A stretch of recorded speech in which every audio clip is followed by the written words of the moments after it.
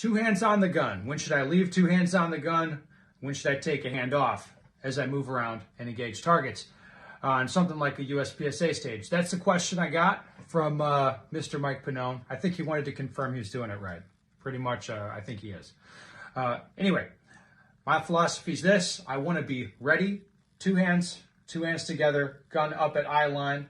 You know, I want to be ready to shoot targets as they become available to me. That's key.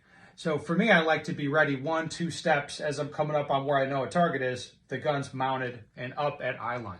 Now, if I have a couple, 2-3 steps, 2-3-4 steps, something like that between targets where there's no availability, I'm going to keep two hands on the gun and just let the gun float down a little bit. Just comes down, and I say just let it float there. It'll be down, and then a step, 2 steps before the target, gun comes up at my eye line, and I look to shoot again. If it's 5, 6, 7 steps, between targets or more, then hand's going to come off the gun, and I'm going to run. Okay. Now there's some exceptions to this. This is just rules of thumb. If I'm moving to the left, so I'm right-handed moving to the left, it's pretty easy for me to break the angle if I keep two hands on the gun moving that way. So I'm more likely to take a hand off the gun so I can keep the gun pointed downrange. That's me right-handed moving right to left. So that's one thing. Another thing is some guns are harder to grip than others.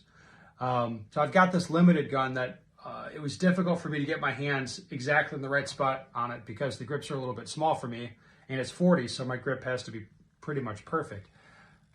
On that gun, I was more likely to keep two hands on the gun moving around because it was so difficult to get my hand on the gun in the first place. That's like a special thing. But generally, think about those rules of thumb.